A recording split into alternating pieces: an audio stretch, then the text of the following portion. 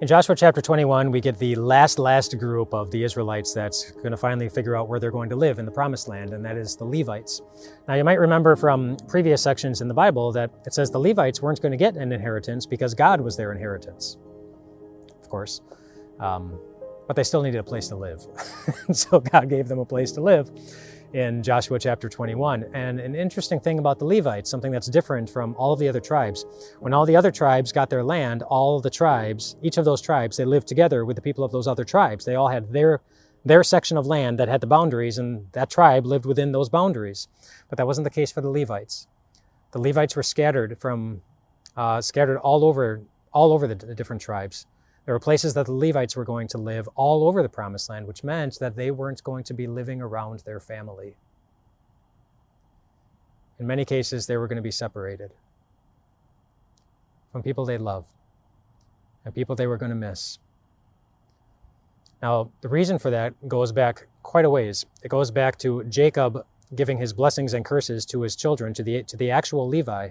And part of the curse that he gave to Levi was that the Levites, his descendants, were going to be scattered because Levi had some anger issues, and that showed up in some pretty harsh ways. And so his father took that seriously and said, something that's going to happen to your descendants as a result is that they're going to be scattered. Now, the Israelites who were scattered, the Levites who were scattered, they had nothing to do with what the original Levi did, but they still had to live with those consequences, and that would have been hard. And yet God took that hard thing, and he did something really good with it. Because remember the task that the Levites had to carry out. They were the church workers. They were the ones who were responsible for keeping God's good promises in front of all God's people. And so God took this group that was scattered all over the Promised Land.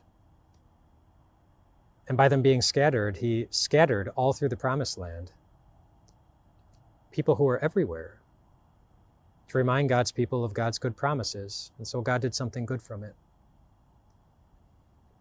You know, the holidays aren't easy for everyone, for a lot of reasons, but just thinking of the Levites and how they were set up, I'm thinking about those of you who are separated from the people that you love, or the relationships that cause more heartache than celebration. There are so many who have such a hard time getting through the holidays because of the sadness related to distance and hard relationships. But just as it was for the Levites, just as those Levites were a blessing exactly where they were, I know this about you. The place where you are is better because you are there. And I'm not making that up. Jesus says that. Remember when he looked at his disciples and he said, "You are the salt of the earth. You are the light of the world." The Bible does call Jesus the light of the world, but Jesus also calls you the light of the world. And he doesn't say you might be these things or you could be these things or, yeah, gee, if you work hard enough, then one day maybe. You are the salt of the earth. Salt preserves things, keeps them going, so that it doesn't become rotten. That's what you're doing, just by being you, the child of God that you are.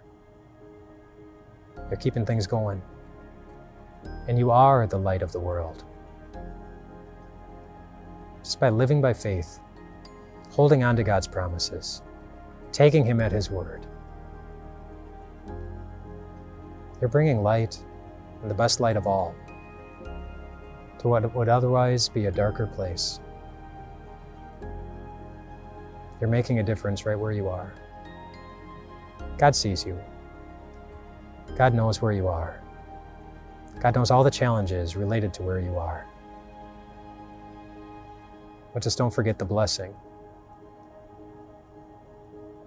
that you most certainly are, right where you are. God loves you, and he always will. Rest well tonight, my friends.